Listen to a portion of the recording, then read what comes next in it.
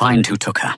I don't care. If you have to burn this city to the bedrock, Vincent roared the glass on his desk, shattering under his fist. He was the city's most ruthless ghost. But when they finally dragged her broken body into the light, the devil wept. In the sterile, fluorescent-lit offices of Harbor Freight and Logistics in South Boston, Penelope Abbott was invisible. Or at least she prayed she was. At 28, Penny was a plus-size woman in a world that demanded sharp edges. She wore a size 20, her soft curves hidden beneath oversized, thick-knit cardigans, her round face framed by heavy-rimmed glasses that she constantly pushed up the bridge of her nose. To the burly dock workers and the terrifyingly quiet men in tailored Italian suits who came and went from the executive floor, she was just the bookkeeper. A soft, quiet girl who never asked questions, never looked anyone in the eye, and never ever made a mistake on a spreadsheet. Harbor Freight was a front. Everyone who worked there knew it, even if no one said it out loud. It was the laundering hub for the Romano crime syndicate, a multi-million-dollar empire built on extortion import smuggling and blood. At the top of that empire sat Vincent Romano. Vincent was a man carved from marble and violence. At 34, he had inherited the family business after a bloody coup that left his uncle buried in a landfill in New Jersey. Vincent rarely spoke. He communicated in subtle nods, cold stares, and the terrifying efficiency of his right-hand man, Leo Campbell. Penny was terrified of Vincent. Whenever he walked onto the accounting floor, the temperature seemed to drop. She would shrink into her chair, hoping her physical mass, something she had spent her whole life feeling ashamed of, would somehow magically condense and disappear. She assumed a man like Vincent, a man who dated runway models and Russian heiresses, looked right through her. She was fat, she was plain, and she was irrelevant. She couldn't have been more wrong. Vincent noticed everything. He noticed the way Penny's thick, honey-blonde hair fell over her shoulder when she was deep in thought. He noticed the soft, rhythmic clicking of her manicured nails against her keyboard. In a life filled with deceit, silicon and plastic, Penny's soft, unbothered authenticity anchored him. He found himself finding excuses to walk past her cubicle, breathing in the faint scent of her vanilla lotion. She was the one untouched, innocent thing in his decaying world. But he kept his distance. A man like him only destroyed soft things. Until the third Tuesday in October. It was 7:45 p.m. The office was empty, save for the hum of the servers. Penny was working late, running a reconciliation protocol on a series of offshore accounts tied to a shell company called Apex Holdings. She was brilliant with numbers. It was why she was paid an exorbitant salary to keep her mouth shut.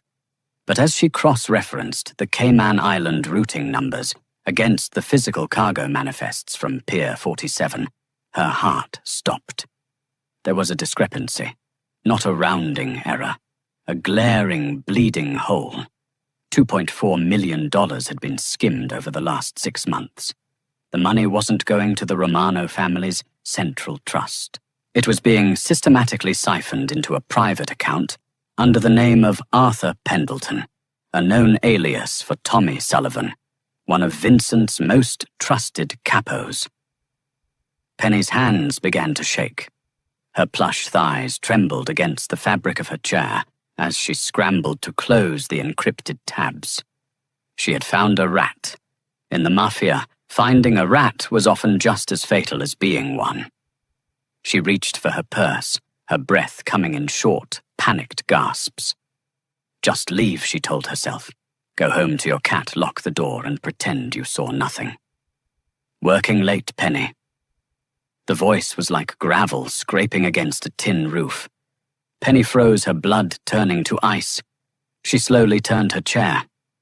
Standing in the doorway of the dimly lit accounting department was Tommy Sullivan. He was a large, imposing man with a jagged scar across his chin and eyes devoid of any human empathy. Behind him stood two massive enforcers, their hands resting casually inside their leather jackets. Mr. Sullivan. Penny stammered her voice, barely a whisper. She instinctively pulled her oversized cardigan tighter around her full figure, trying to make herself a smaller target. I was just finishing up. Tommy walked slowly toward her desk. His eyes flicked to her glowing computer monitor. Penny had closed the main tab, but the reflection of the Apex Holdings directory was still visible on the glass partition behind her. Tommy smiled. It was a terrifying, hollow thing. You're a smart girl, Penny. A bit heavy on the eyes, but you got a brain in that big head of yours. He leaned over her desk, the smell of stale scotch and cheap cologne invading her senses. But sometimes, smart girls look where they ain't supposed to. I don't know what you mean. Penny lied, a tear betraying her as it slipped down her plump cheek. Tommy sighed, standing up and buttoning his suit jacket. It's a shame. I actually liked you, kid. He snapped his fingers. Before Penny could scream, a heavy, calloused hand clamped over her mouth. A thick arm wrapped around her waist, hauling her out of her chair. She kicked her sensible loafers, scraping against the carpet, but her soft body was no match for the hardened muscle of the enforcers. A cloth soaked in chloroform was pressed hard against her face. She fought at her heart, hammering against her ribs, but within seconds, the fluorescent lights blurred into darkness. Vincent Romano rarely slept, but when his encrypted cell phone buzzed at 6 a.m. the following morning, a primal sense of dread clawed at his chest. He answered it on the first ring, staring out the floor-to-ceiling windows of his penthouse, overlooking the Boston skyline. "Speak," Vincent commanded. "Boss, it was Leo Campbell." His usually steady voice had a slight tremor. "We have a problem at the office. Penny Abbott didn't clock in." Vincent's jaw tightened. She's never missed a day in 4 years.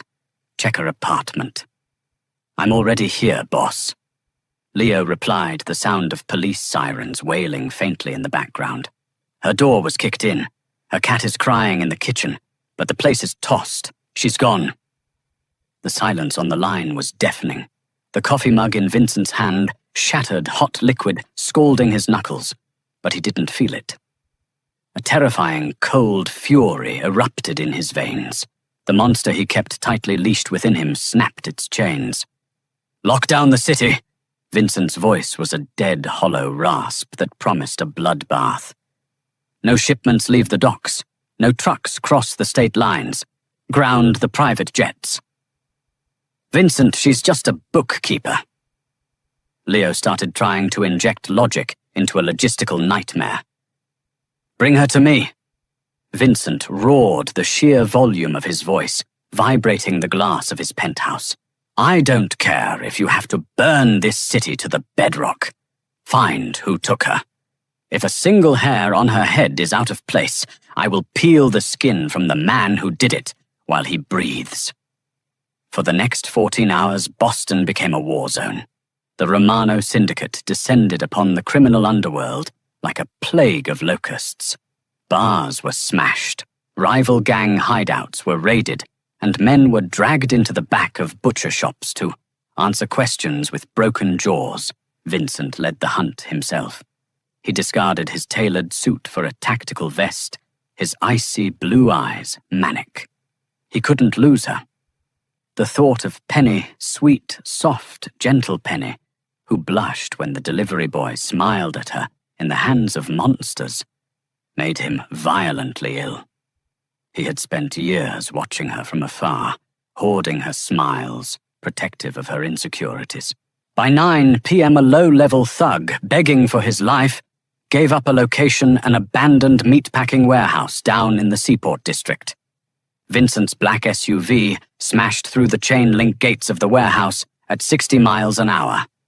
Before the vehicle even came to a complete stop, Vincent was out a suppressed Glock 19 in his grip. Leo and a dozen heavily armed men flanked him. They breached the heavy steel doors. Gunfire immediately erupted. The staccato pop of suppressed weapons echoed in the cavernous, rotting building. Vincent moved like a phantom, putting 2 rounds into the chest of an enforcer who stepped out from behind a concrete pillar. He didn't blink. He didn't hesitate. He was a machine fueled by a singular, desperate obsession. When the smoke cleared, 6 of Sullivan's men lay dead on the floor. At the far end of the warehouse, under a single swinging industrial bulb, sat a wooden chair. Vincent lowered his weapon, his breath hitching in his throat. "Penny!" He ran. The ruthless Mafia, Don, the man who had watched men burn without batting an eye, sprinted across the blood-slicked concrete and dropped to his knees. The sight of her broke him. Penny was tied to the chair with thick industrial zip ties. Her beautiful soft curves were covered in dirt and grime. Her oversized cardigan was torn, revealing the pale, bruised skin of her shoulder. But it was her face that made Vincent let out a guttural, wounded sound. Her lip was split and swollen, a trail of dried blood running down her chin. Her left eye was bruised, a terrifying shade of purple and swollen shut. She looked fragile, shattered. "Penny! Sweetheart, look at me!" Vincent choked out his hands, trembling violently as he reached into his boot for a tactical knife. He sliced through the heavy zip ties, tossing the plastic aside. Penny slumped forward, her heavy, soft body falling directly into Vincent's chest. She let out a weak, agonizing whimper, flinching away from him.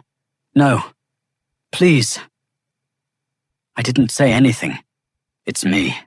It's Vincent," he whispered, wrapping his strong arms around her thick waist, pulling her into his lap right there on the filthy floor. He buried his face in her matted blonde hair, his broad shoulders shaking. The Iron King of Boston was crying. "You're safe. I've got you. I swear to God, I've got you."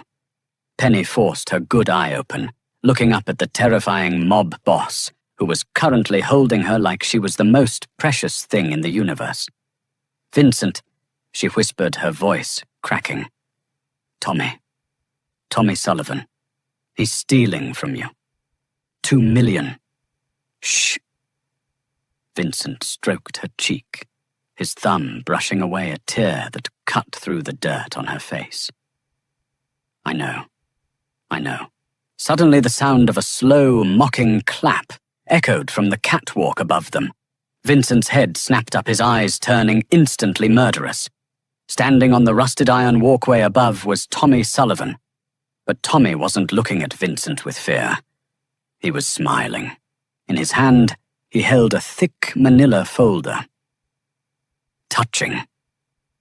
Tommy sneered, his voice echoing in the vast space. "The boss and the fat little bookkeeper. Really, Vinny, I didn't know you liked 'em with this much extra baggage." Vincent's hand tightened around his Glock. "You're a dead man, Tommy. There isn't a hole deep enough for you to hide in." "I don't need to hide, boss." Tommy laughed, tossing the manila folder over the edge of the catwalk. It hit the concrete floor papers, spilling out. Bank statements, wire transfers. "You see, when the commission asks why I had to put down your favorite little number cruncher, those documents are going to show that she was the one skimming the accounts. All the IP addresses led right back to her cozy little desk." Tommy pulled a heavy assault rifle from behind his back, aiming it directly down at where Vincent sat on the floor, cradling Penny. "It's a shame she resisted arrest." Tommy smiled, his finger curling around the trigger. The deafening roar of the assault rifle shattered the tense silence of the warehouse. In a fraction of a second, Vincent moved. He didn't dive for cover or raise his weapon to return fire. Instead, he threw his large frame completely over Penny, using his own body as a human shield. He wrapped his arms around her soft, thick waist, burying her face into his chest as the concrete around them exploded into deadly shrapnel. A heavy, sickening thud resonated as a high-caliber round tore through the Kevlar vest on Vincent's left shoulder. He let out a sharp grunt, his grip on Penny tightening so fiercely she could feel the violent pounding of his heart against her cheek. Before Tommy could fire a second burst, the darkness of the warehouse erupted in a synchronized storm of return fire. Leo Campbell had flanked the catwalk. His suppressed Sig Sauer spat 3 rapid shots. Tommy screamed as a bullet shattered his collarbone, the assault rifle slipping from his grasp and clattering to the concrete floor far below. Bleeding and cursing, Tommy scrambled backward into the shadows of the upper loading doors, disappearing into the Boston night. "Boss, are you hit?" Leo yelled, sprinting across the floor, his men already fanning out to secure the perimeter and chase the bleeding traitor. Vincent ignored the burning agony radiating from his shoulder. He pulled back just enough to inspect the woman in his arms. Penny was shaking violently, her breath coming in ragged, terrified gasps. Her plump hands were curled into tight fists against his tactical vest, smearing his blood across her torn cardigan. "I'm fine," Vincent growled, his voice tight. He slipped his good arm under her knees and his injured arm around her broad back. With a surge of adrenaline, he stood up, lifting her off the filthy floor. Penny gasped, instinctively grabbing his neck. "Vincent, know you're shot. Put me down, I'm too heavy." "Stop!" Vincent commanded, his voice dark and absolute. He looked down at her swollen, bruised face, his icy blue eyes burning with an intensity that made the breath catch in her throat. "You are not too heavy. You are exactly what I need to hold right now. Do you understand me?" Penny's throat bobbed as she swallowed a sob.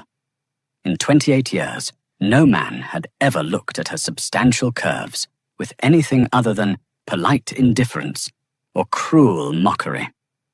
Yet here was the most dangerous man in New England, bleeding from a gunshot wound, carrying her weight with an effortless, possessive ease, as if she were a precious crown he had just reclaimed from the mud. Within 20 minutes, Vincent's armored SUV pulled into the private underground garage of the St. Regis Residences in the Seaport District. Vincent bypassed the emergency room entirely. Hospitals asked too many questions, and Tommy still had men on the streets. Instead, an underground concierge physician, Dr. Harrison, was already waiting in Vincent's sprawling penthouse. The next few hours were a blur of medical alcohol stitches and hushed, frantic orders. "Doctor." Harrison treated Vincent's shoulder. First, the bullet had fortunately deflected off the trauma plate, leaving a deep graze, but no shattered bone. But Vincent refused any painkillers. He sat in a leather armchair, a glass of neat bourbon in his hand, his eyes never leaving Penny as the doctor tended to her on the oversized velvet sofa. She had 2 cracked ribs, a severe concussion, and deep tissue bruising. When the doctor gently cut away her ruined cardigan to clean the cuts on her pale, fleshy shoulders, Penny instinctively tried to cover her stomach with her arms, a flush of deep shame heating her cheeks. She was painfully aware of her fat body, of the rolls of her stomach, and the thickness of her thighs exposed under the harsh penthouse lighting. Vincent saw the gesture. He set his glass down, walked over and dismissed the doctor with a sharp jerk of his chin. Once they were alone, the silence of the luxurious apartment felt heavy. Vincent knelt beside the sofa. He reached out with his uninjured arm, gently taking her hands and pulling them away from her stomach. "Don't hide from me," he murmured, his thumb stroking the soft, bruised skin of her wrist. "I'm a mess." Penny whispered, a fresh tear sliding down her cheek. "I'm fat, I'm bruised. I'm just the bookkeeper, Vincent. Why are you doing this? Tommy was going to kill you because of me.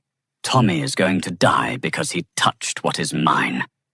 Vincent corrected his voice, a low, terrifying rumble. He leaned in his forehead, resting gently against hers. "You think I haven't noticed you, Penelope? I've spent 4 years watching you. I watched how brilliant you are. I watched your soft smiles when you thought no one was looking. In a world full of fake smiles and plastic venom, your softness is the only real thing I have left. I don't care about the numbers. I don't care about the money. I care about you. Penny's breath hitched. She looked into the eyes of the ruthless Mafia Don and saw nothing but desperate, terrifying devotion. Suddenly, a heavy knock echoed from the mahogany double doors. Leo stepped in, his face grim. In his hands, he held the manila folder Tommy had dropped at the warehouse. "Boss, you need to see this," Leo said, setting the bloody folder on the glass coffee table. Tommy's frame job is airtight. He fabricated wire transfers, email logs, and digital signatures. To the rest of the commission, it looks exactly like Penny stole the $2 million, and he was just trying to recover it. If we kill him without proof of his treason, the New York families will declare war on us for breaking protocol. Vincent's jaw locked. He stared at the papers, the violent monster inside him, warring with the cold tactician. Penny slowly pushed herself up against the plush pillows, wincing as her cracked ribs protested. She reached for the folder. "Penny, lay down," Vincent started. "No.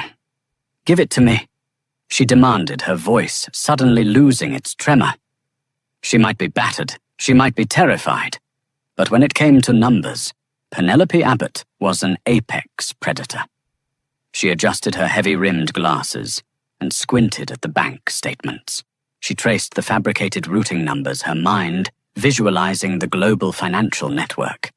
Then a small, triumphant smile broke through her swollen lips. "He's stupid," Penny whispered. Vincent and Leo exchanged a look. "What do you mean?" Vincent asked. He used a real private equity firm to backdate the fake transfers. Penny explained, her finger tapping on a printed spreadsheet. Wellington and Cross on State Street, but he didn't account for the swift code latency between their servers and the Cayman holding accounts. These timestamp logs say the money was moved on a Sunday at 3 a.m. Eastern Time. The Cayman Central Bank server undergoes maintenance every Sunday from 2 a.m. to 4 a.m. No wires can be authorized during that window. Leo's eyes widened. "It's a digital impossibility." "Exactly," Penny said, her confidence surging, making her soft face glow despite the bruises. "But more importantly, if you give me a secure laptop, I don't just have to prove he faked this. I can find where he actually hid your real money. Tommy isn't smart enough to wash $2 million without leaving a breadcrumb trail." Vincent stared at her, a profound mixture of awe and dark pride settling in his chest. He turned to his second-in-command. "Leo." Vincent smirked. "Get my girl a laptop." For 3 hours, the only sound in the penthouse was the frantic, rhythmic clacking of the keyboard resting on Penny's plush thighs. She was a maestro, conducting a symphony of code proxy servers and backdoor access points. Vincent sat in the armchair opposite her, sipping his bourbon and watching her work. He was mesmerized. The way she chewed on her bottom lip when she was concentrating, the way her thick, beautiful fingers danced across the keys. She was the most magnificent creature he had ever seen. "Got him?" Penny suddenly breathed out, hitting the enter key with a definitive clack. Vincent was by her side in an instant. "Show me." Penny pointed to the screen. Tommy didn't keep the money offshore. He washed it through a series of shell companies in Belize, but the final destination is domestic. It's a corporate trust account at Sovereign Security Bank in Providence, Rhode Island. And look at the trust's secondary signatory. She clicked a PDF file, bringing up a scanned document. The name at the bottom made Vincent's blood run cold. Declan O'Connor. The Irish Syndicate. Leo cursed from the doorway. Tommy isn't just stealing, boss. He's funding an alliance. He was going to use our own money to finance a coup with the O'Connors. And where is Tommy right now? Vincent asked, his voice deadly calm. Penny typed a rapid series of commands, hacking into the private aviation logs of a small airstrip just outside of Providence. He booked a charter flight under his mother's maiden name. Tail number N442-Victor. It's scheduled for wheels up in 45 minutes. He's running to Dublin. Vincent leaned down and pressed a fierce, lingering kiss to Penny's unbruised cheek. You are a genius, Penelope. Rest. I'll be back before dawn. Vincent. She caught his wrist before he could pull away. Her soft, terrified eyes met his hard ones. Please, come back to me. I will always come back to you, he vowed. The runway at the Providence airstrip was slick with freezing rain. Tommy Sullivan paced nervously by the steps of the Gulf Stream, G200 checking his bloody watch. His shoulder was tightly bandaged, the painkillers making him sweat despite the cold. Hurry it up. Tommy barked at the ground crew loading his duffel bags of cash. I wouldn't rush, Tommy. You aren't going anywhere. Tommy spun around. Out of the heavy fog, the black silhouettes of 5 SUVs materialized. The headlights cut on, simultaneously blinding him. Dozens of heavily armed men poured out of the vehicles, creating an impenetrable wall of steel and violence around the jet. From the center of the phalanx walked Vincent Romano. He wore a long black wool overcoat, his injured arm resting in his pocket, a silenced pistol gripped tightly in his good hand. He looked like the devil coming to collect a debt. Tommy panicked, reaching for the weapon at his waistband. He didn't even clear the holster. Vincent raised his pistol and fired a single round. The bullet shattered Tommy's right kneecap. Tommy screamed, collapsing onto the wet tarmac. He clutched his ruined leg, sobbing, as Vincent slowly walked up to him. You broke protocol, Tommy. Vincent said, his voice echoing over the roar of the idling jet engine. You stole from the family. You conspired with the O'Connors. Vinny, please, we grew up together. It was business.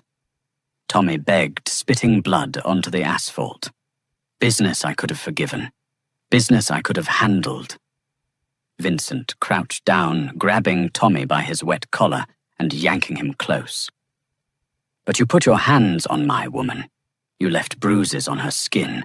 For that there is no forgiveness. She's a fat nobody. Tommy shrieked a final, desperate act of defiance. Vincent's eyes went completely dead. She is the Queen of Boston, and you are a ghost. Vincent pressed the barrel of the pistol against Tommy's forehead and pulled the trigger. The echoing crack signaled the end of a rebellion before it ever truly began. Vincent stood up, wiping a speck of blood from his cheek. He looked at Leo. Send the body to Declan O'Connor. Tell him the Romano family sends their regards, and bring the money back to the city. Yes, boss. Where are you going? Vincent turned back toward his SUV. I'm going home.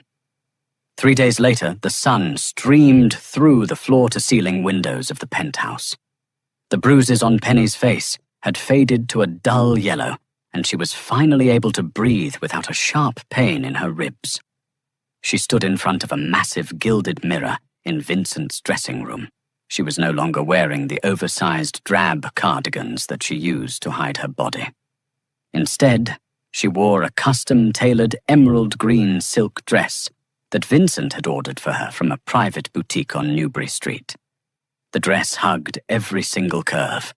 It cinched at her thick, beautiful waist and cascaded smoothly over her wide hips and plush thighs. The color brought out the gold in her blonde hair and the soft pink of her cheeks. For the first time in her entire life, Penny Abbott didn't look at her heavy reflection and feel shame. She looked at herself and saw power. She saw beauty. Strong arms wrapped around her from behind. Vincent pressed a kiss to her bare shoulder, his gaze meeting hers in the reflection of the mirror. Breathtaking, he murmured, his hands resting possessively flat against her soft stomach. I don't look like a bookkeeper, anymore," Penny said softly, leaning her weight back into his solid chest. Vincent turned her around his hands, moving up to cup her face. He looked at her with a reverence that made her heart ache in the best possible way. "You were never just a bookkeeper, Penelope. You were always a queen. I was just waiting for you to see it." He leaned down and kissed her deep and consuming, the terrifying mob boss, and the brilliant, beautiful woman he loved against all odds. He had built an empire of blood and shadow, but as he held her full, soft body against his, Vincent Romano knew that she was his greatest treasure, and he would burn the world down 1,000 times over to keep her safe. What an intense journey of power, revenge, and unexpected romance. Vincent proved that true kings don't care about society's standards. They protect what they love at all costs. Did Penny's brilliant hacker move surprise you? If you loved this thrilling Mafia romance and want more gripping real-life drama stories, please smash that like button, share this video with your friends who love a good twist, and don't forget to subscribe and hit the bell for more explosive tales.